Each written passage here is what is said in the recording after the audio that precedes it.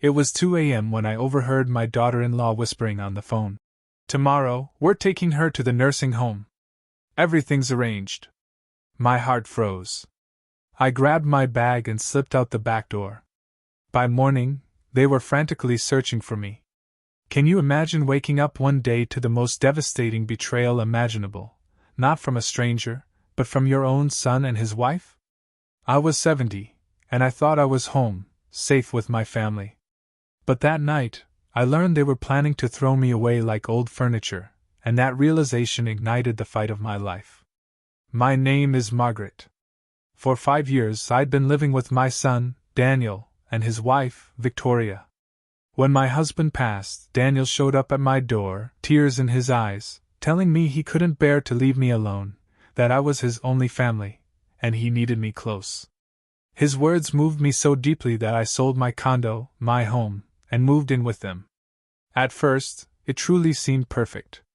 Daniel was affectionate, Victoria smiled at me, and I felt useful, helping with housework, taking care of them. But slowly, almost imperceptibly, those smiles started to fade. The sweet words turned sharp. The hugs became empty gestures.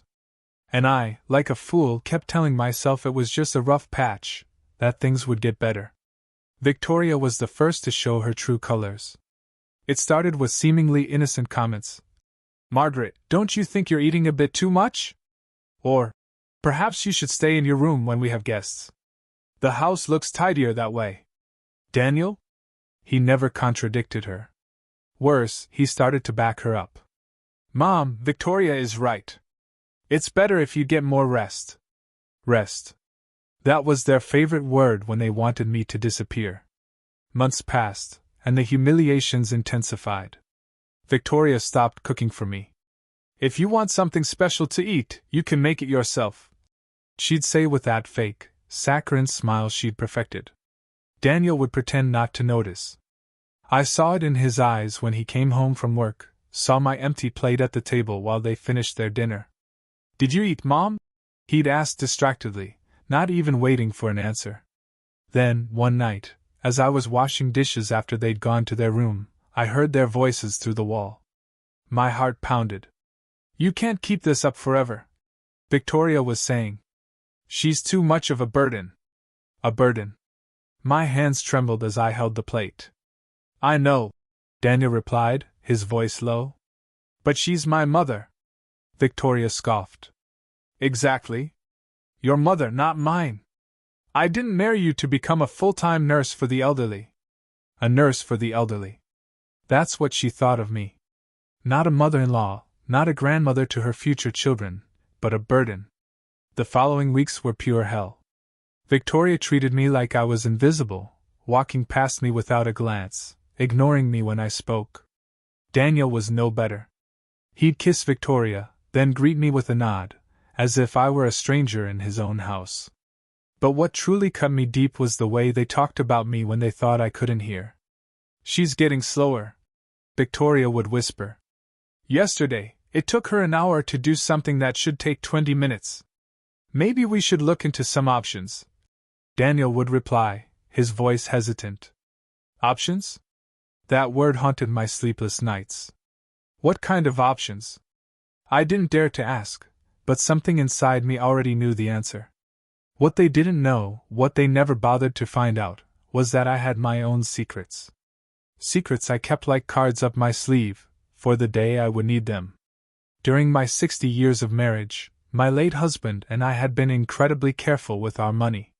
We had properties, investments, savings accounts that had grown silently over the years.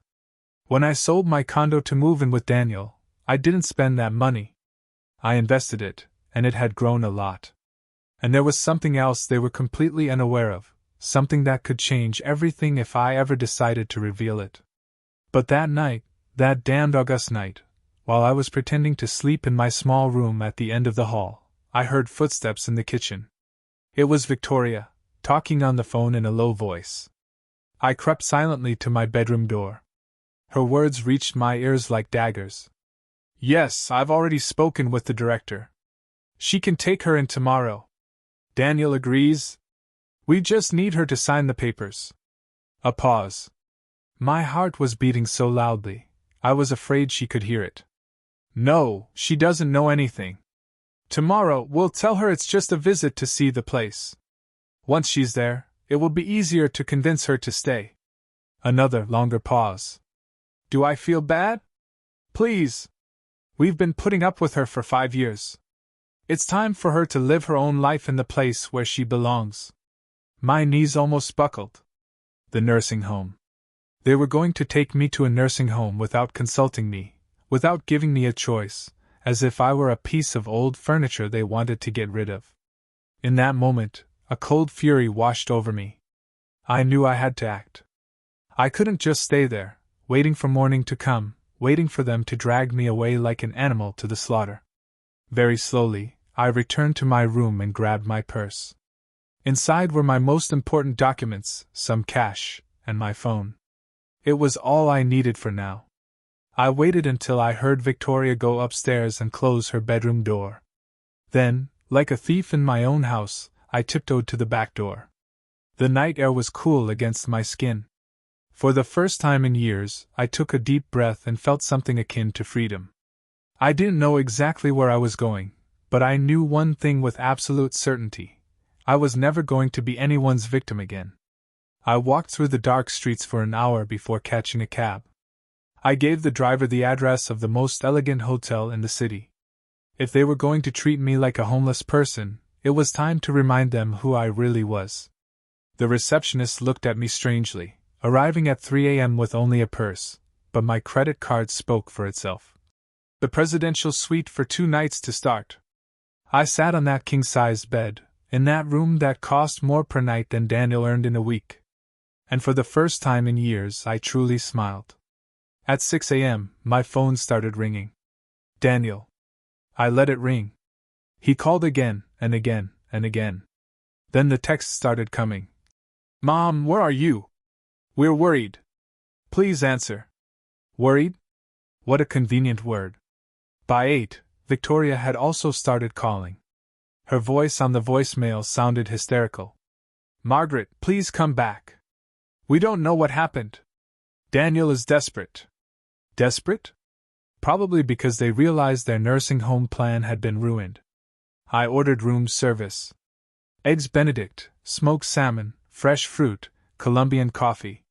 As I ate on the terrace of my suite, overlooking the city, I imagined Daniel and Victoria running around the house, searching for me in every corner, calling hospitals, maybe even the police.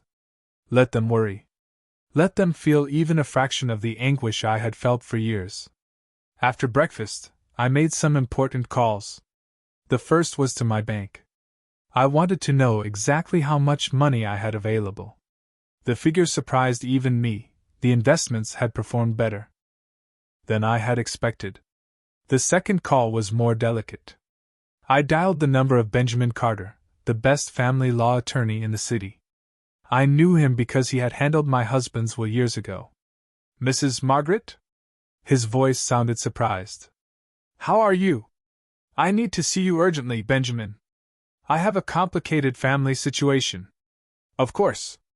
Can you come in this afternoon? I'll be there. The third call was the most important of all. I dialed a number I had saved for more than 5 years, since I moved in with Daniel. It was Lauren, my old friend and real estate agent. Margaret, what a surprise to hear from you. How are you, dear? Lauren, I need you to do a very special favor for me. Do you remember that property downtown you saw years ago? The one you said would be perfect for me if I ever decided to be independent again? While we talked, my phone kept vibrating with missed calls. Daniel had called 14 times. Victoria 8.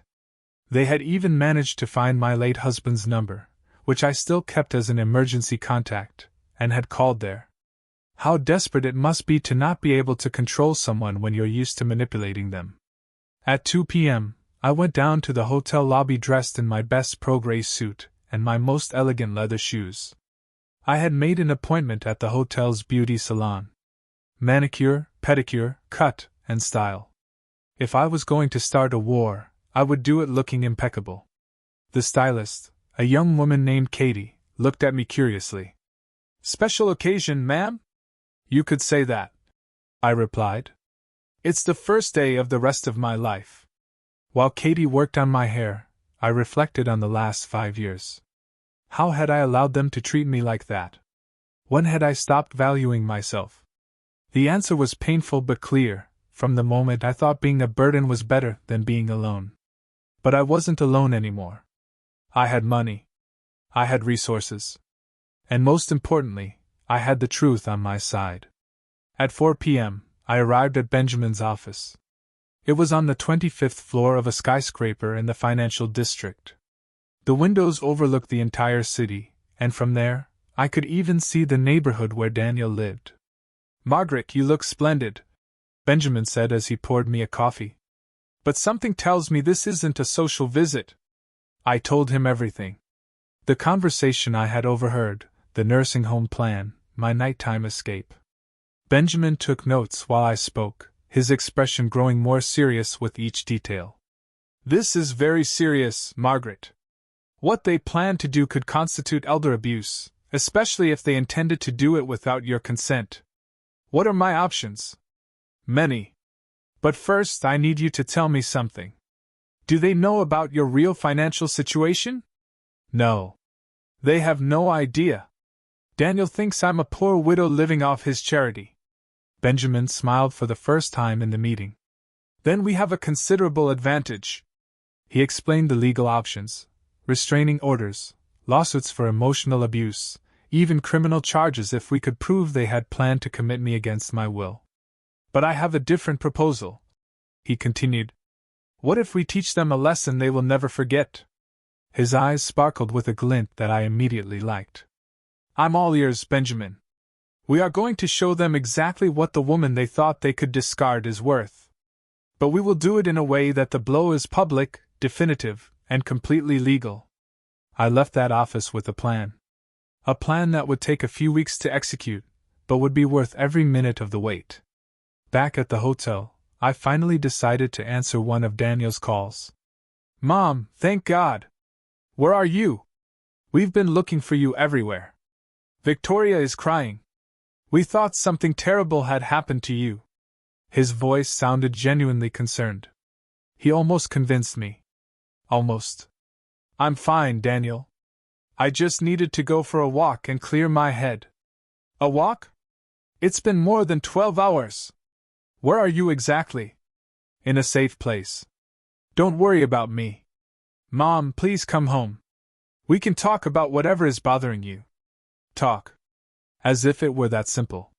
"You know what, Daniel? You're right. We do need to talk, but not on the phone. In person, and when I'm ready." "When will that be?" "Soon. Very soon." I hung up before he could reply. That night, as I had lobster for dinner in my suite, overlooking the city lights, I toasted to myself. To the woman I had been.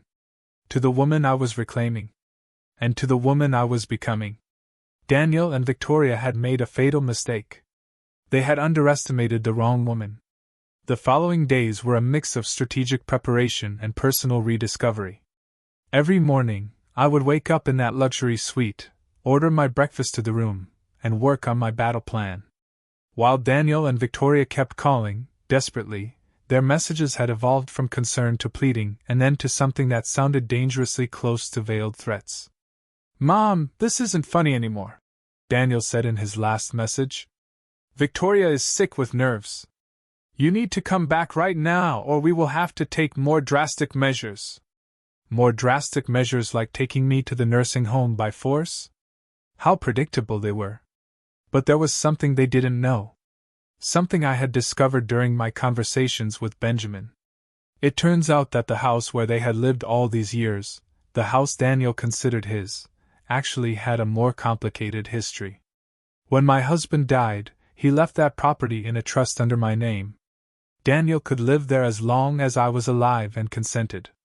But technically, legally, the house was mine.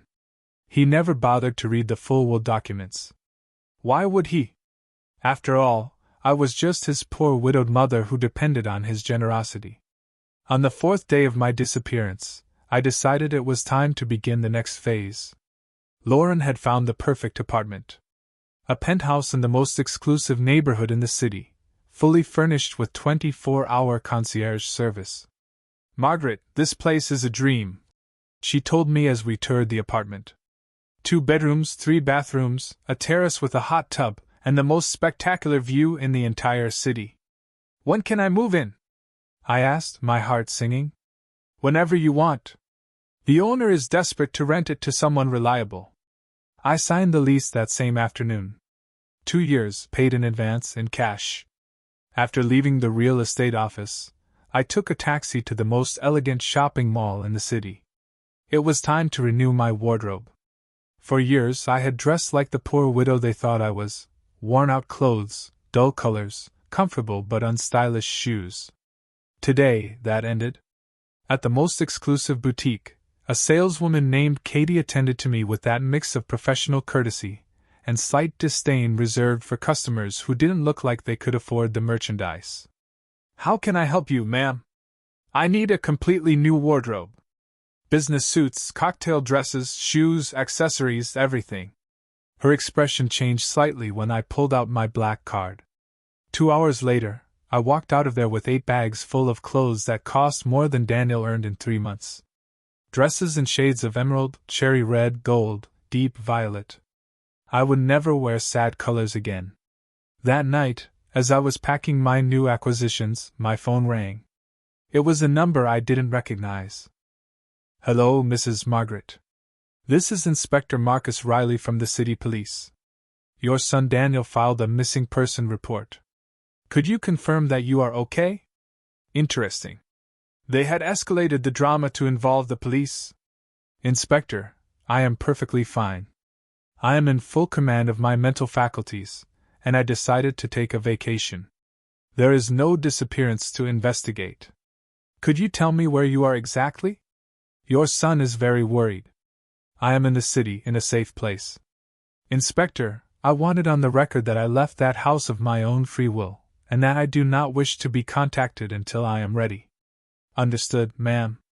Is there anything else you need?" "Yes. If my son or his wife file any more false reports about me, I want them to know that I might consider it harassment." The silence on the other end of the line was eloquent. The next day, I moved into the penthouse. The movers arrived at the hotel at 8 a.m. to transport my few belongings. It was strange how little I needed when it was really about starting over. My new home was everything Lauren had promised and more. From the terrace, I could see the entire city spread out at my feet.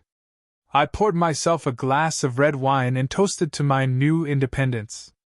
But the real satisfaction came that afternoon when I finally decided to answer one of Daniel's calls. "Mom, thank God. The police told us you're okay, but we need to see you." "Where are you exactly?" "I'm at my new home, Daniel." "Your new home?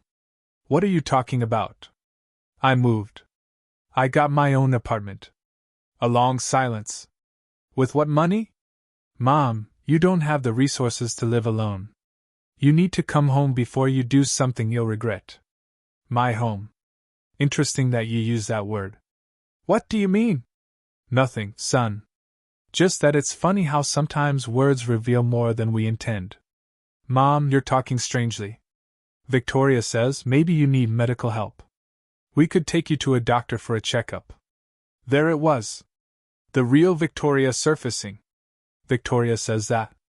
How thoughtful of her to be concerned about my mental health. She just wants what's best for you. We all want what's best for you. Like taking me to a nursing home." The silence that followed was deafening. "What are you talking about?" "I think you know exactly what I'm talking about, Daniel." "Mom, we never what? Never planned to commit me without my consent? Never discussed how convenient it would be to get rid of the burden I represent?" "I don't know where you heard that, but I heard it from your wife's lips, Daniel." At 2 o'clock in the morning, on the phone, arranging my fate as if I were a piece of old furniture to be discarded. Another long, tense silence. "Mom, if you overheard something, it was out of context." "Out of context?" "We're taking her to the nursing home tomorrow. It's all arranged." What context could possibly make those words mean something different? We were just exploring options. Without consulting me? You thought it would be for the best? You thought it would be more convenient for you. It's not like that. Then explain it to me, Daniel. Explain how planning to commit your mother without her knowledge is an act of love. He couldn't because there was no explanation that could justify the unjustifiable.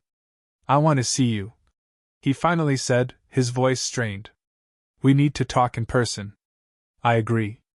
But it will be when I decide, where I decide, and on my terms. When? Soon, son. Very soon.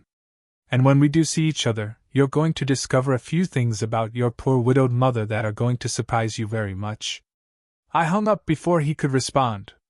That night, as I had dinner on my terrace under the stars, I called Benjamin.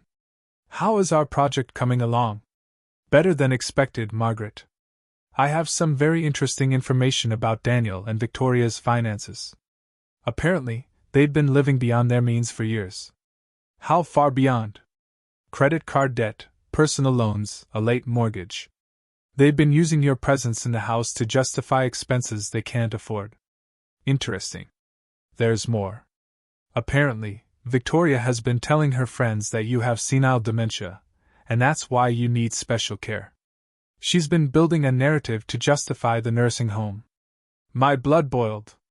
Do you have proof of that? I'm gathering it, Margaret. When we're done with this, they are going to regret ever messing with you. I hung up with a smile on my lips. Daniel and Victoria had no idea what was coming for them.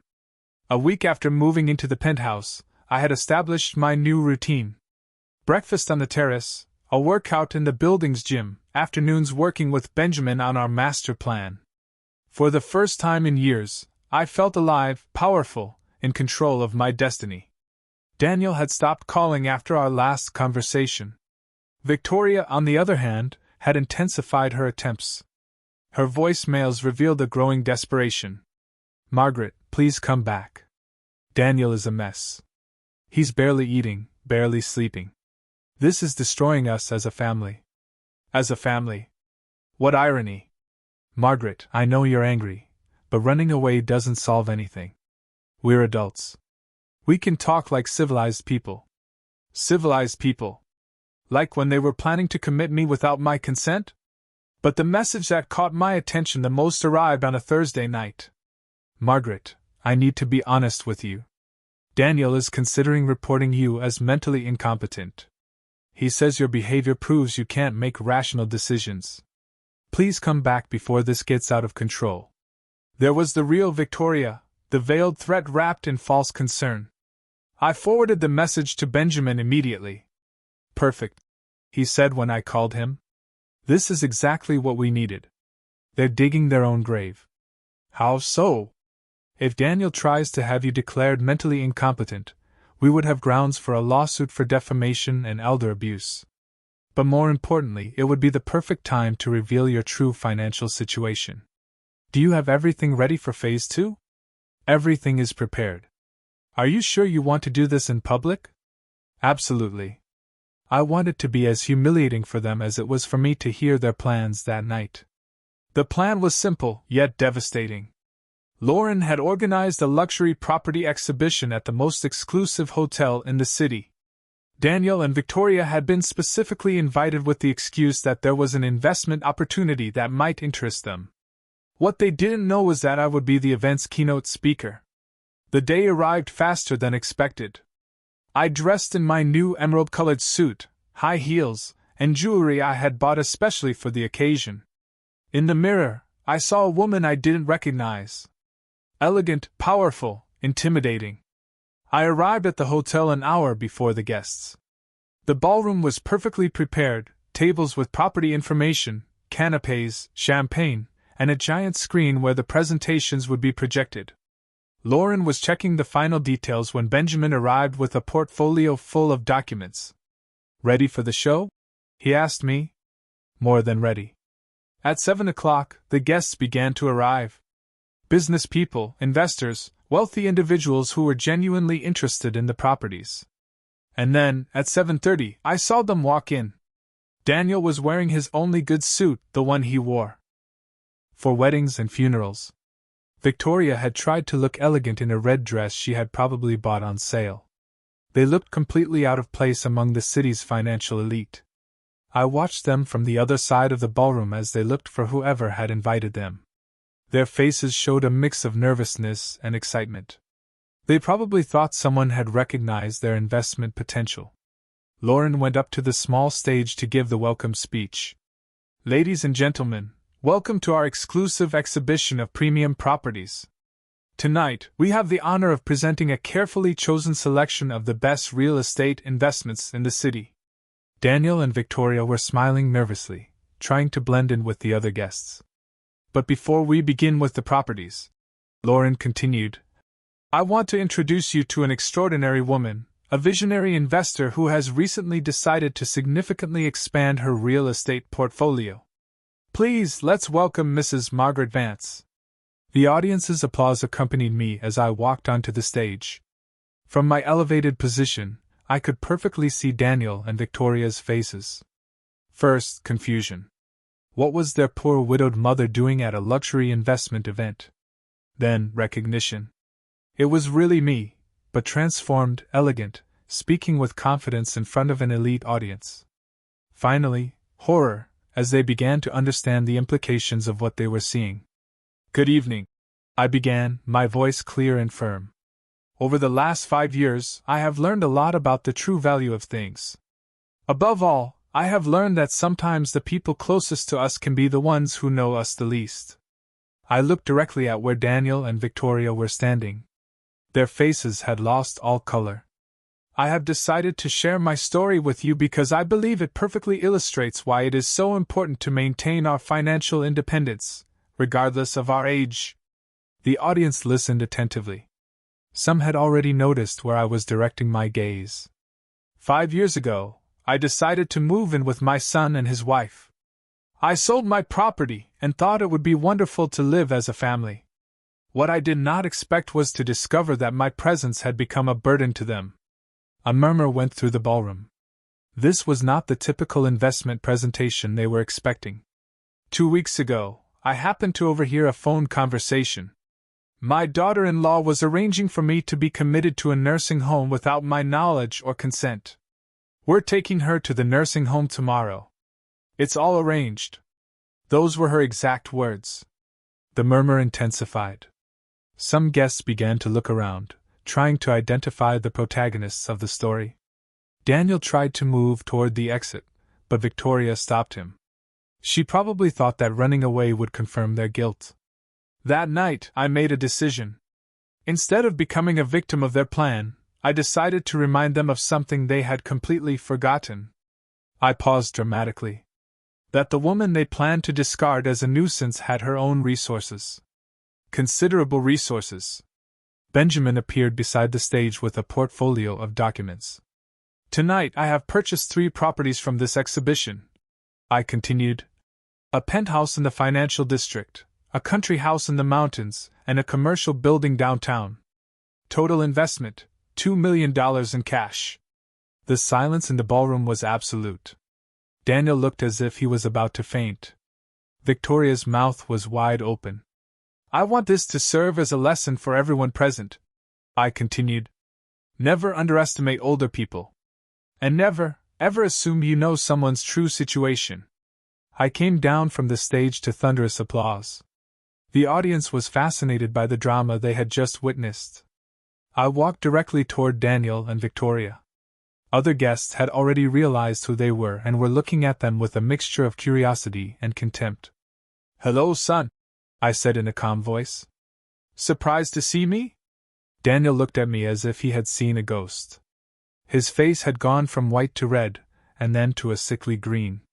Victoria, on the other hand, looked like a marble statue, completely paralyzed. Mom, Daniel whispered. What? What is all this? This, my son, is reality. The reality that you two never bothered to get to know. The other guests began to gather discreetly, pretending to look at property brochures while listening to our conversation. The drama was too juicy to ignore. Mrs. Margaret, Lauren intervened with a malicious smile. Are these the relatives you told me about? The ones who thought you needed special care? Victoria finally found her voice. Margaret, I don't understand anything. Since when do you have so much money? Since always, my dear Victoria. It's just that you assumed I was a poor, helpless widow. You never asked? You were never interested in really knowing my situation. Daniel tried to approach. Mom, if you had resources, why didn't you tell us? We could have what, Daniel? Treated me with respect? Consulted me before planning my life? Or you simply would have found more creative ways to take advantage? An older man who had been listening came over. Excuse me, ma'am, but is it true that they planned to commit you without your consent? Completely true, I replied, without taking my eyes off Daniel. My daughter-in-law arranged everything over the phone. It's all arranged, were her words. The man shook his head in disgust. That's elder abuse. They should be in jail. Victoria turned as red as a tomato. That's not true. We only wanted what was best for her. We thought she needed more care. Care? My voice rose slightly. Like ignoring me during dinners? Like making me feel invisible in my own house? Like arguing about how annoying my presence was? More people had gathered around us. Some were discreetly recording with their phones. Margaret, please, Daniel pleaded. People are staring at us.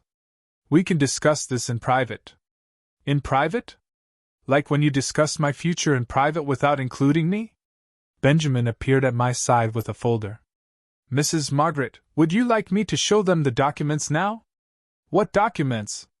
Victoria asked nervously. The documents that prove that the house you've been living in for these 5 years is legally mine, I replied calmly. The silence that followed was deafening. Daniel looked as if he had been slapped. What are you saying? I'm saying that when your father died, he left that property in a trust under my name. You can live there as long as I'm alive and I consent. But technically, legally, the house is mine. Victoria staggered. That can't be true. Benjamin opened the folder and showed the documents. These are the trust papers, duly registered and notarized. Mrs. Margaret is the legal owner of the property. Daniel took the documents with trembling hands. But I thought. Dad told me the house would be mine. Your father told you that you could live there and take care of me. That's not the same as being the owner. An elegant woman who had been listening came closer. Allow me to introduce myself. I'm Julia Vance from the city's financial newspaper. Would you be willing to give an interview about your story? Of course, I replied. I think it's important for people to know what can happen to senior citizens when family makes the wrong assumptions. Daniel grabbed my arm. Mom, please don't make this public. We can sort this out among ourselves. I gently freed myself from his grip. Like when you sorted out my future among yourselves, without consulting me, without including me, treating me like an object to be disposed of. It wasn't like that. Victoria shouted, completely losing her composure. We took care of you for 5 years. We gave you a roof over your head, food, everything you needed. You gave me? My voice turned icy. You gave me a roof over my head in my own house. The murmur of indignation from those present was audible. Several were clearly on the side of the elegant older woman who had been betrayed by her own family. Mrs. Margaret, the journalist said. What are your plans now? Very simple, I replied with a smile. I am going to live my life on my own terms, in my own home, with my own money. And I am going to make sure my story serves as a warning to other seniors who may be in similar situations. Daniel looked completely defeated. And what about us? Where are we going to live? That, I said as I walked towards the exit, is an excellent question. One you should have asked yourselves before you planned on sending me to a nursing home. The following days were a whirlwind of media activity. The story of the betrayed millionaire grandmother had gone viral on social media. The videos from the event had been shared thousands of times, and my phone wouldn't stop ringing with interview requests. But the most satisfying part was watching Daniel and Victoria try to manage their public image. Victoria had created an Instagram account where she tried to tell her side of the story. People don't understand, she said in her tearful videos. We love Margaret like family. We only wanted what was best for her. Modern nursing homes are beautiful places where seniors can socialize and receive professional care. Her followers didn't believe a word of it. The comments were ruthless. Without consulting her? At 2 a.m.? That's not love, it's abuse. And why didn't you know she had money? Weren't you interested in actually getting to know the woman you lived with? My grandmother always says the family that betrays you once will betray you always. Daniel had opted for a different strategy. He had started calling me directly, leaving increasingly desperate messages. Mom, this is getting out of control. Victoria is getting threats online. People recognize us on the street and insult us. Please say something publicly to calm things down. Calm things down? After 5 years of humiliation, they wanted me to defend them publicly? The message that struck me the most arrived a week after the event. Mom, we lost our jobs. Victoria was fired because the story reached her office. I was asked to resign because my family's situation was affecting the company's image. We don't have money to pay rent. If we have to move, please help us. Help them. Funny how their tone changed when they needed something. That afternoon, I had the most important interview scheduled so far, the most watched morning television show in the country. Julia had arranged for it to be live, from my penthouse, to showcase my new life. I prepared carefully, a violet dress, elegant jewelry, perfect makeup. When the camera crew arrived, my apartment looked like something out of a decorating magazine. We're live in 3, 2, 1. Good morning. I'm Julia Vance, and I'm here with Margaret Vance, the woman whose story has moved the entire country. Margaret, tell us, how do you feel after everything that has happened? Julia, I feel free. For the first time in 5 years, free.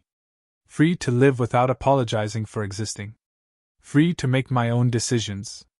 Free to be treated with the respect I deserve. Your daughter-in-law, Victoria, has been giving interviews saying that you only wanted to protect her, that the nursing home was for your well-being. Julia, when someone plans your future without consulting you, secretly, in the middle of the night, that's not protection, that's control. And when they have also been treating you like a burden for years, it's hard to believe their motives were truly altruistic. What would you say to other seniors who might be going through similar situations? I would tell them that it's never too late to reclaim your dignity. That you shouldn't let anyone make you feel like a burden. And above all, to maintain control over your own lives and finances. Now we understand that your son Daniel has been trying to contact you. Yes, he has been calling, especially since they lost their jobs. And what do you plan to do about it? Look, Julia, I'm not a vengeful person, but I'm not a foolish person either. For 5 years, Daniel and Victoria treated me as if I were invisible when they thought I depended on them. Now that they've discovered I have my own resources, suddenly I'm important again. Are you willing to reconcile with them? A real reconciliation requires a genuine acknowledgement of the harm caused. It requires sincere apologies. And it requires real changes in behavior. So far, all I've received are excuses and justifications. Victoria says the consequences have been disproportionate, that losing their jobs is too much of a punishment. Disproportionate? My voice hardened slightly. You know what's disproportionate? Planning to commit someone without their consent. That is disproportionate. What are your plans for the future? I'm considering creating a foundation to help seniors facing family abuse. I want my experience to serve to protect others. One last question, Margaret. Do you regret anything? I thought carefully before answering. I regret allowing them to treat me badly for so long. I regret wasting 5 years feeling like a burden when in reality I was an independent and capable woman. But I do not regret taking back control of my life. When the interview ended, my phone exploded with messages. Hundreds of people sharing their own stories, thanking me for speaking out, offering support. But the message that caught my attention the most came from an unknown number. Mrs. Margaret, this is Stephen Clark, an investigative journalist. I have information about your son's finances that I think you would be interested in knowing. Could we talk? I smiled as I dialed the number. Daniel and Victoria hadn't seen anything yet. The meeting with Stephen was revealing in ways I hadn't expected. He arrived at my penthouse with a folder full of documents and a serious expression that immediately put me on alert. "Mrs. Margaret, after your television interview, I decided to investigate your family's situation more deeply. What I found is disturbing." He sat across from me in the living room and opened the folder on the glass table.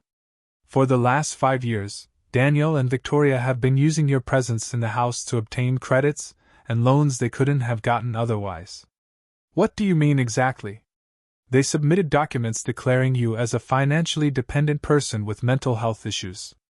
This allowed them to access government assistance programs, tax deductions for elder care, and preferential loans." My blood began to run cold. They financially benefited from pretending I had mental problems. Exactly. Here are the tax returns for the last 3 years. They received deductions for medical expenses that never existed. Subsidies for elder care they never really provided, and several loans they justified by saying they needed the money for your care expenses. I reviewed the documents in disbelief. There were fake medical bills, receipts for medications I had never taken, even reports from a psychiatrist who was supposedly treating me for senile dementia. "How did you get all this?" "I have contacts in various institutions. When a story like yours becomes public, sometimes people who were previously silent decide to speak up." Stephen pulled out more papers. "But there's something more serious. Victoria has been running a blog for 2 years where she documents her heroic struggle caring for her mother-in-law with dementia." He showed me printouts of the blog. The title was Living with Margaret, a devoted daughter-in-law's diary. I read some entries with growing horror. Today, Margaret had another episode. She couldn't remember where she put her medicine and blamed me for hiding it. It's so hard to stay patient when the illness makes her so aggressive. Daniel is exhausted. Working all day and then coming home to deal with his mother's mood swings is wearing him down. But we carry on out of love. The doctors say Margaret's condition is only going to get worse. We're considering professional care options. It's heartbreaking, but perhaps it's for the best for everyone. "Is all of this made up?" I asked, though I already knew the answer. "Completely fabricated. But here's the interesting part. The blog has generated income. It has sponsors, affiliate links, even a donation account to help with Margaret's medical expenses. How much money have they made from this?" "Approximately $15,000 over the last 2 years." I was speechless. They hadn't just planned to get rid of me. They had been profiting from lies about my mental health for years. "There's more," Stephen continued. "Victoria also created a profile on a crowdfunding platform 6 months ago. They were raising money to renovate the house and make it safer for a person with dementia." "How much did they raise?" $8,000 so far. It was too much. I got up from my seat and walked to the window. The city view that usually calmed me now felt blurred by rage. What can I do legally with this information? A lot.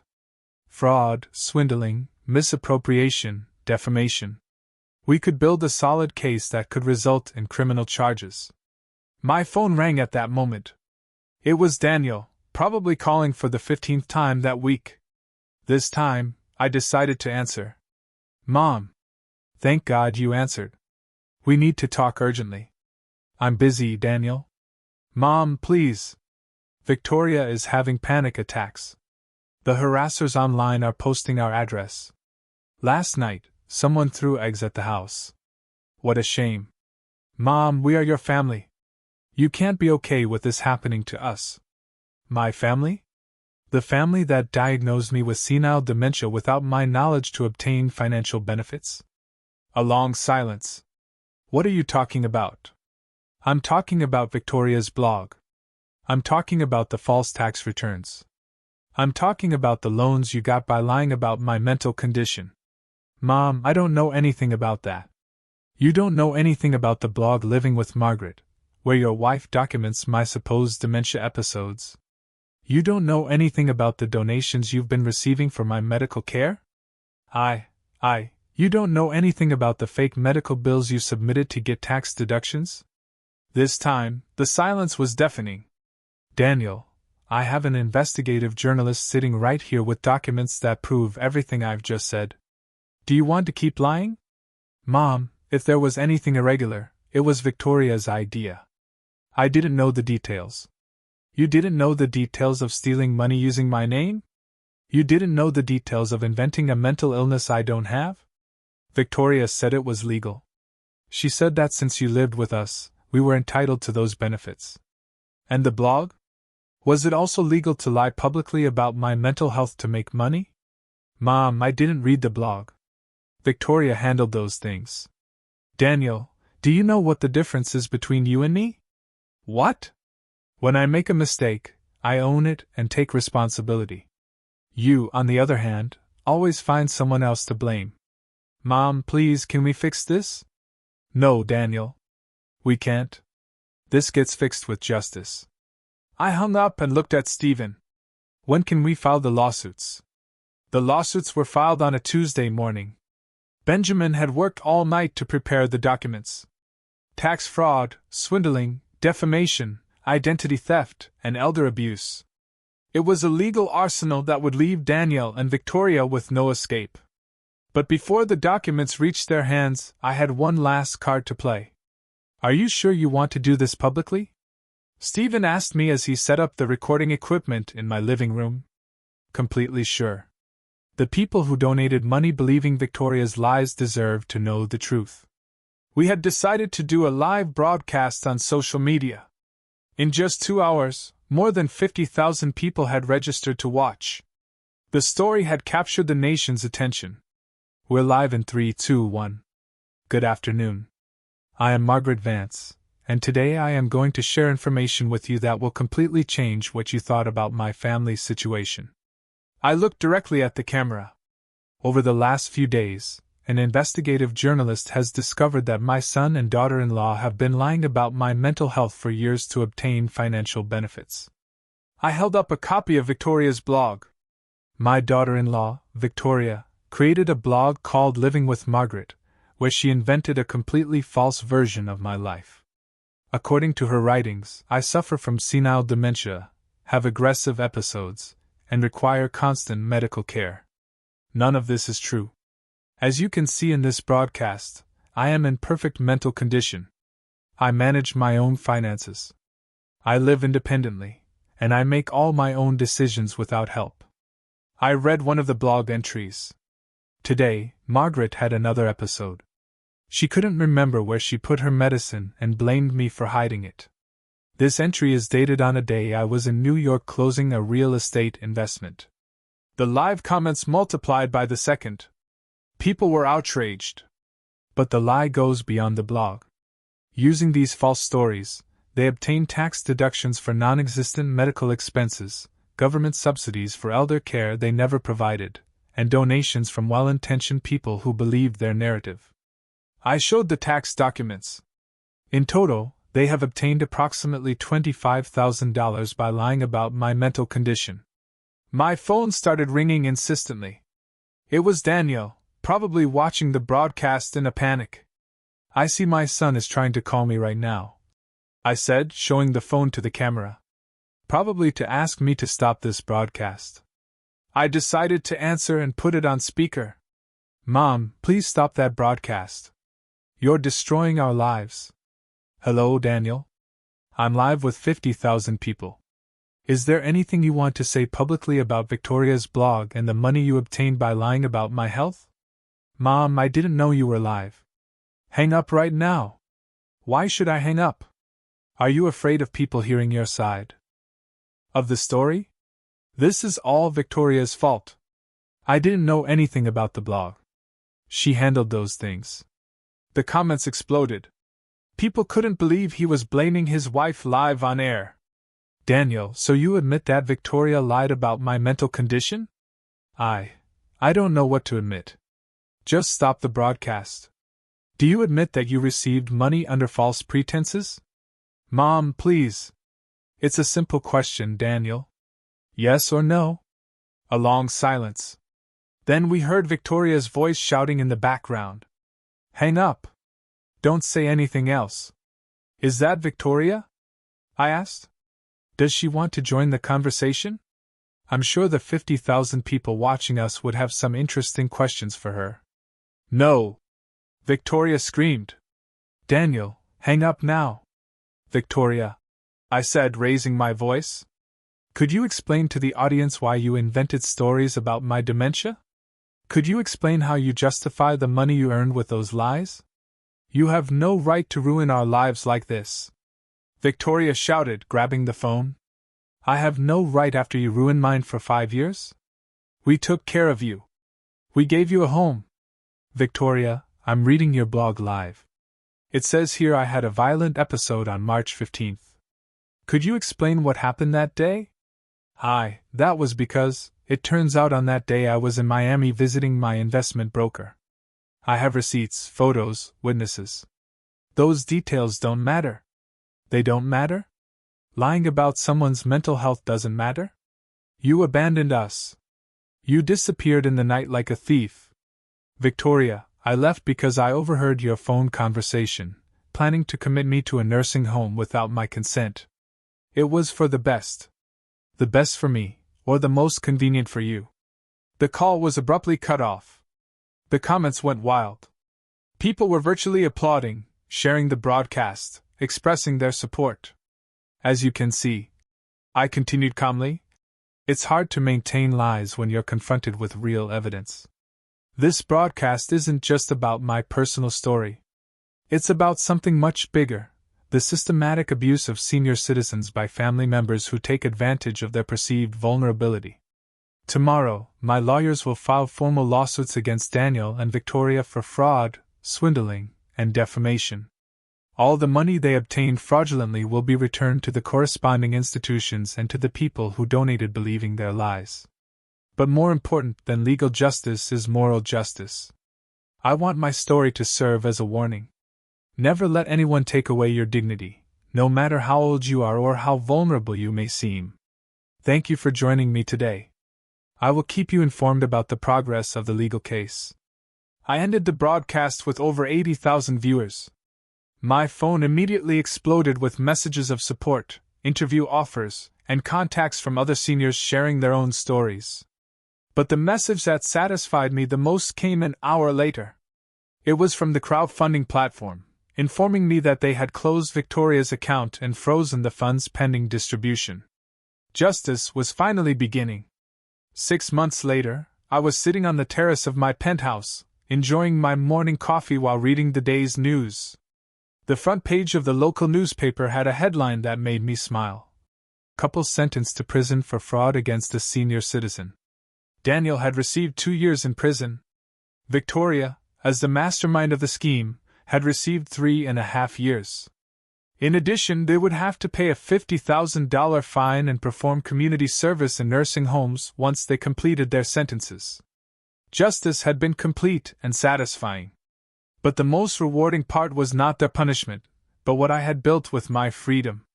The Margaret Vance Foundation for the Protection of Seniors had already helped over 200 people in situations similar to mine. We had established a helpline, free legal services, and a financial education program for older adults.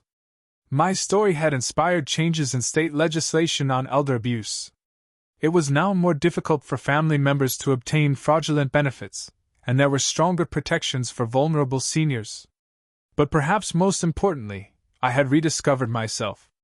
At 71, I had learned to dance salsa, enrolled in painting classes, and traveled to places I had only dreamed of visiting. I had an active social life, true friends, and a renewed purpose. My phone rang, interrupting my thoughts. It was Lauren, my real estate agent, who had become one of my best friends. Margaret, did you see the news? I just read about the sentencing. Perfect. No, not that. Did you see that Victoria tried to sell her story to a television production company? I laughed. Seriously? What story? The one about how she defrauded her mother-in-law and ended up in prison? Apparently, she wanted to make a series about the dark side of social media and how internet justice destroyed her life. The nerve. And what happened? The production company rejected the proposal after investigating the facts. Turns out they prefer stories with more sympathetic protagonists. That afternoon I had an important meeting. I had decided to write a book about my experience, and my editor was coming to discuss the final details of the contract. "Margaret," she said as we reviewed the manuscript, "your story is powerful because it's real. There's no fictional revenge or magical justice. It's simply a woman who decided not to be a victim." That was exactly the message I wanted to convey. "Have you thought about making any contact with Daniel now that he's in prison?" "I've thought about it," I admitted. "But I've decided I have nothing to say to him until he shows real change. Empty apologies don't rebuild broken trust. And if he wanted to make amends when he gets out, he would have to start by fully acknowledging what he did, without excuses, without blaming Victoria. He would have to show that he understands the harm he caused. And he would have to accept that the relationship would never be the same." That evening, as I prepared dinner in my gourmet kitchen, I reflected on the journey I had taken. The woman who had escaped through the back door that morning had been a frightened victim. The woman cooking now was an empowered survivor. My story had proven something that many people forget: it is never too late to reclaim your life. I had learned that kindness does not mean being a doormat, that family love does not justify abuse, that age is not synonymous with vulnerability, and that sometimes the best revenge is simply to live well. My phone showed a message from a 68-year-old woman in Mexico who had seen my interview. "Mrs. Margaret, your story gave me the courage to confront my family. After 2 years of humiliation, I finally stood up for myself. Thank you for showing me that I deserve respect." Messages like that arrived daily. Each one reminded me why it had been worth making my story public. As I had dinner on my terrace, watching the city lights stretch to the horizon, I silently toasted to all the women who had found their voice after years of silence. Daniel and Victoria had thought they were discarding me like trash.